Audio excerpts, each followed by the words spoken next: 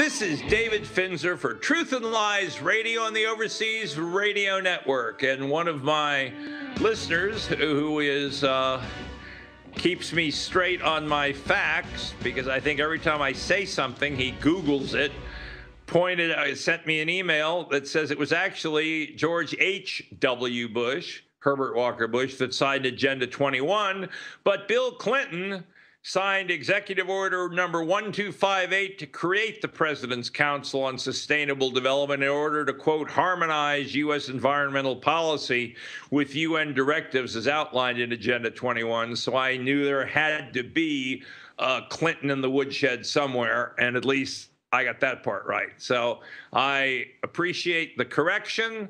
I don't like to make factual errors. My opinions, of course, are never in error, but that's another issue. Now, one of the biggest racist hypocrites in America is poking his nose into the recall election in the state of Wisconsin. And if you haven't already guessed, I'm talking about the man who basically extorts money from companies or by threatening them with racist attacks, and that's the so-called Reverend Jesse Jackson. Mr. Jackson, speaking at two rallies on Sunday and Monday, listen to this one, compared Wisconsin Republican Governor Scott Walker to segregationist Alabama Governor George Corley Wallace, and said that Walker is perpetuating segregation in Milwaukee. The man ought to be slapped. Jackson's a supporter of Milwaukee Mayor Tom Barrett, who's challenging Walker in Tuesday's special recall election. He made visits to the state to protest Walker's collective bargaining reforms last year. Why is Milwaukee so segregated and so locked out? Because of a lack of access to transportation, Jackson told the press, alongside a group of local church leaders. If you're in fact on welfare, you can't own a car. Without public transportation, you can't get to the job, and the job can't get to you. That's why Jackson said Milwaukee has become the poorest and most segregated city in the state. The governor of this state refused to accept $800 million from President Obama, Jackson said, drawing boos from the small audience outside a downtown municipal building. He turned down the jobs creator. That was money for Americans who can make the steel, lay the rails, build the trains, unite Milwaukee and Madison and Chicago, and put Illinois and Wisconsin and America back to work. Speaking Sunday night at another rally, Jackson compared Walker again to segregationist Alabama Governor George Wallace for his support of voter ID laws. I can't keep up pretending the accents because my voice will, either I'm going to break down laughing or I'm going to choke. But he said, so now we have a governor. Wallace did it in Alabama, and now Walker in Wisconsin trying to take back access to vote, Jackson said.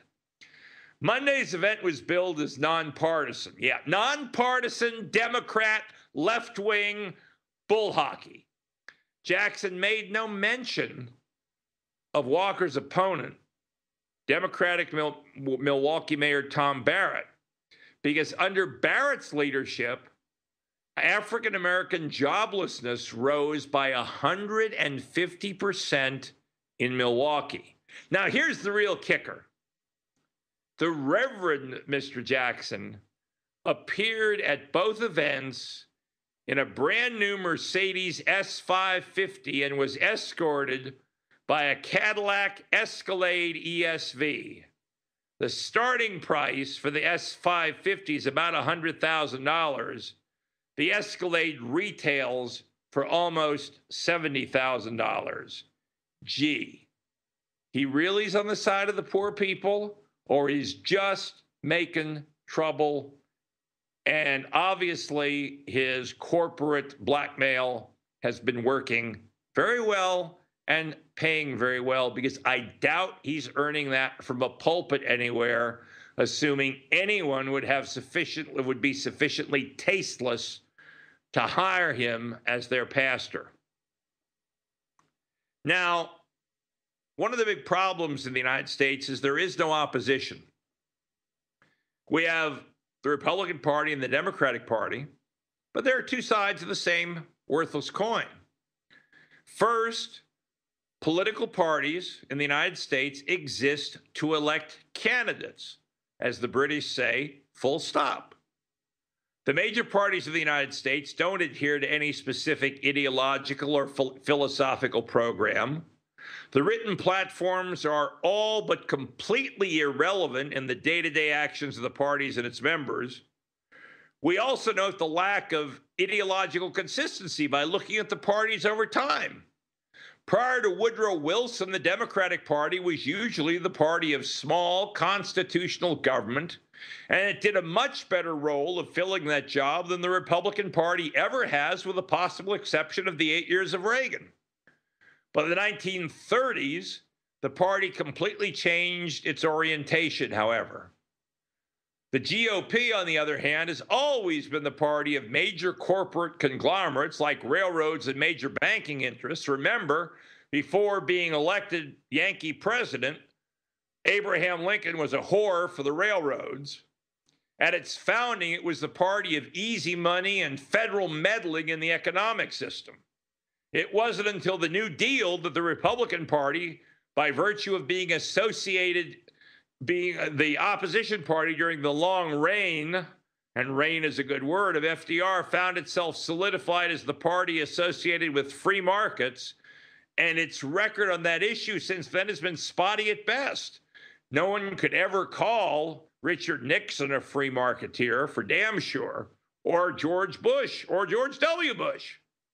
If we look deeper into these ideological evolutions over time, we find that it is political expediency that drives the claims of political parties, and certainly not any loyalty to any sort of intellectual, philosophical, theological, or ideological tradition.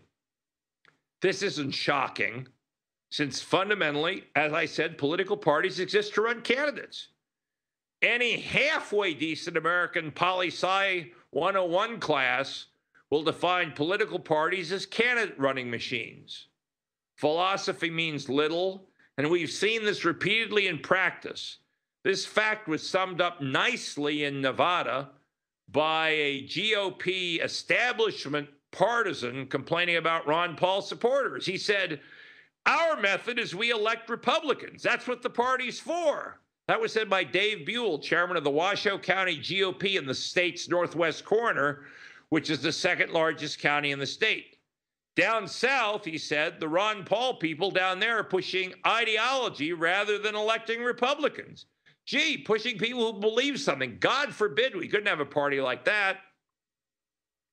Number two, both parties are really just collections of interest groups. Far from being organizations devoted to any ideological vision, parties are far more correctly described as coalitions of interest groups that have come together to serve their specific interests. Sometimes these interest groups are fundamentally opposed to each other, as in the case of the environmentalists, the tree huggers, etc., and organized labor, both being together in the Democrat Party. In the GOP, the presence of small business and free market groups, together with military contractors, big bankers, and other pro-war groups, has led to the incoherent and yet enduring myth that the small government and free markets are compatible with some huge national security big brother state. We see here yet again the special interest tail wagging the political dog. The parties don't want to cut off their own bread and butter, so they function as an organization that forces compromises on the least wealthy interest groups in the name of party unity or defeating the other party. We see this again and again as the forces of small government and the Republican Party are repeatedly told to get in line before more well-heeled interests driving an aggressive foreign policy or protecting endless taxpayer largesse. The result is that votes are delivered for candidates promising to shovel more cash to the most powerful interest. The factions within the parties who bring neither money nor power to the party, such as free market and pro-peace groups, slavishly vote again and again for the party, naively considering themselves that the party will do something for them if they can just win one more election. Well, it isn't true. Now we have to break for a word from our sponsors again. This is David Finzer for Truth and Lies Radio on the Overseas Radio Network. We'll be right back.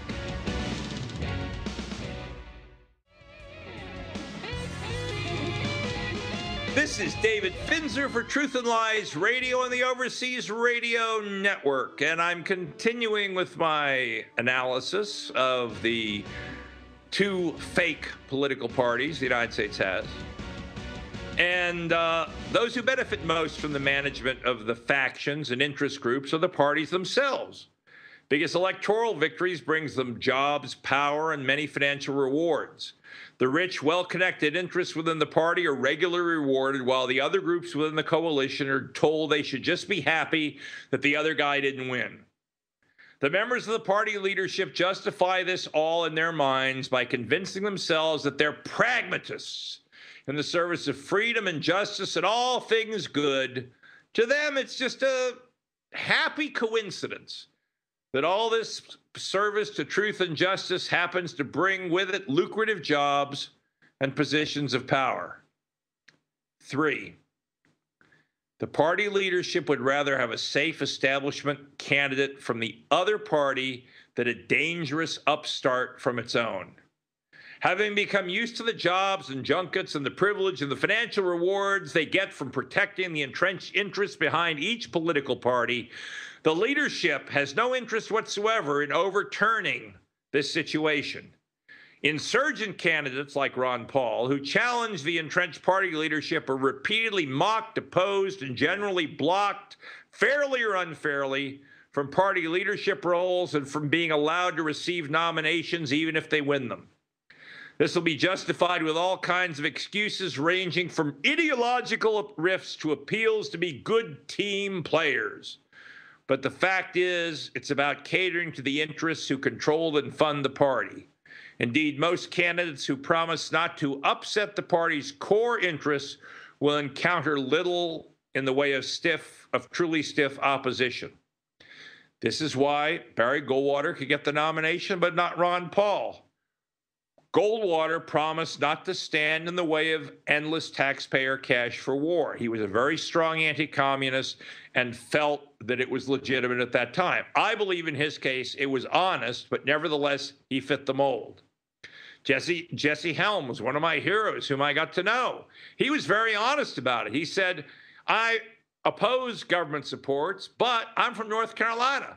So I support tobacco supports because by doing that, I get to vote the way I want and everything else. He wasn't a hypocrite, and I can live with that. At the pinnacle of the major party's interests are those in charge very little. Devotion to big business, to the welfare state, to a loose monetary policy, to buying off seniors with more and more cash and government favor, spans across the two parties, and ultimately were a candidate who threatened these major interests to actually receive a presidential nomination, he would be abandoned by the official apparatus of his own party. Indeed, the Colorado case serves to indicate what would likely happen if Ron Paul were somehow to actually manage to obtain the party's nomination in Tampa. The party leadership would immediately begin searching for a third-party candidate it could support. It would deny all RNC money and other traditionally GOP-controlled funds to Ron Paul, and would begin poisoning the GOP base against its own candidate. They know that such a path would guarantee the re-election of Obama, but they don't care. As I said a long time ago, the GOP establishment would clearly prefer a Democrat victory to a Ron Paul victory.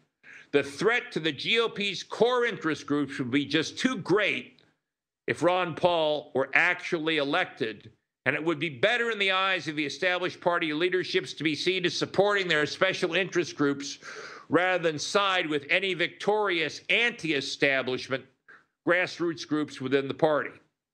This year, the GOP leadership supports the latest Ivy League educated supporter of more debt, more spending, and more endless wars. This would even help invent Obamacare. This is the choice of the GOP, and it's decided the party will provide only this choice, and anyone who disputes this vision is a radical or a kook who has to be disenfranchised. The fruits of this is now being seen as the Romney camp desperately tries to rewrite its own rules and disenfranchise Paul supporters in Oklahoma, Nevada, Massachusetts, and elsewhere. They'll probably succeed, but it's going to be a Pyrrhic victory because the young people, the people who are dedicated to the principles for which Ron Paul stands, are not going to go away, and they don't give a damn about the Republican Party. They're smart enough that they may create a new party. They may go to the Libertarian Party and slap some sense into them. The Libertarian Party could win if they just stopped saying stupid things. Jesse Helms would compromise on one thing that was a small thing to win the big battle. The Libertarian Party typically won't compromise on anything, which is why it loses so many battles. And this is really true throughout Washington. I left Washington after 8.5 years because they wanted to bring me on the inside. I had at one point become famous. You know, one big stunt makes you famous. And the Conservative Action Foundation did a good job. And we were well known. We got good press. We were one of the few conservative groups, anti-communist groups, that got good press. They wanted me to become an insider. And they couldn't understand that I was inoculated against Potomac fever, that I didn't want to be an insider, that I wasn't there for power, that I wasn't there to advance myself, but indeed I was there to destroy arbitrary power. They said, but you should come inside where you could have an influence. I said, I don't want to come inside. It's more fun to stay outside and throw bricks through the windows. And of course, that's what I did. And ultimately, while I went home to Florida temporarily while my parents were dying, the person I left in charge of the foundation took all of its money and started something new. And despite the fact that I had a court order, nothing happened. And the conservative movement in Washington, of course, was perfectly happy with that because I was a thorn in their side. Not nearly the kind of thorn Ron Paul has been, but now those thorns have spread. I see in this new generation and in these poll figures that we talked about earlier, a growing distrust of government because it fundamentally does not work. And they have accelerated the pace at which they're taking away freedom to the point that people can actually see it and graph it on a day-to-day basis. It's just like a barometer now. And the problem is that there's only so much freedom. And the more government you have, the less freedom you have. And as you compress that freedom, it's like compressing a gas. It starts to warm up. And eventually, maybe, God willing, there'll be an explosion. And hopefully those of us who are on the outside can aid those who are on the inside. And maybe yet before I go to meet my maker, I will see a new America, even a smaller America, even a rump America, if you will, from Texas up, down the center, come into life so that freedom will not vanish from the North American continent. But that's something that will only happen if people keep on fighting. And if we're going to lose, then we have to get out. I made the decision we were going to lose. I still think we're going to lose. So which is why it's better to carry on the battle for me from here. Because I could not say the things I say on this radio show if I were in the United States. I suggest you check out the Facebook page for Truth and Lies radio show tonight, because one of the things I've got going to be posted on it later on in the day, U.S. time, is a videotape of a birther activist who's being interviewed by the Secret Service. He's being questioned about his political beliefs and being questioned and almost accused of being a criminal because he chooses to exercise his freedom to question the government of the United States and the legitimacy of the man who sits in 1600 Pennsylvania Avenue. And that shows me exactly how far and how bad the United States has become. And that tells me that those of you who are planning to stay, you better have bought your guns, you better have hidden them, you better have your hiding places, and you better decide that you can stay and take it. Or you better do like the Swamp Fox said, he who fights and runs away lives to fight another day. Find a safe haven outside the country where you can light a candle of freedom that maybe can be used to relight freedom in America. Try to find a book by Taylor Caldwell written in the 1950s called The Devil's Advocate. It paints a bleak future for America, but one that ends up being restored by people who are, of course, called the Minutemen, a secret organization in a totalitarian America that brings pressure, creates enough pressure that the people revolt and America's saved. At least it starts out with it ends with a happy ending, even though it starts out with a terrifying, terrifying vision. And I recommend that book to you. I've had a hard time finding it, but it should be in public libraries by Taylor Caldwell. It's called The Devil's Advocate. Now we're at the top of the hour, which means that we have to break for the news. Before I go, I want to send out a special hello to Joey Chambers, who I know has not been feeling well, and I know is one of my fans, and just tell him that I've been thinking about him and praying for him, and I hope he gets a lot better. Now, remember, don't go away. I will be right back. This is David Finzer for Truth and Lies Radio, back in 8 minutes on the Overseas Radio Network.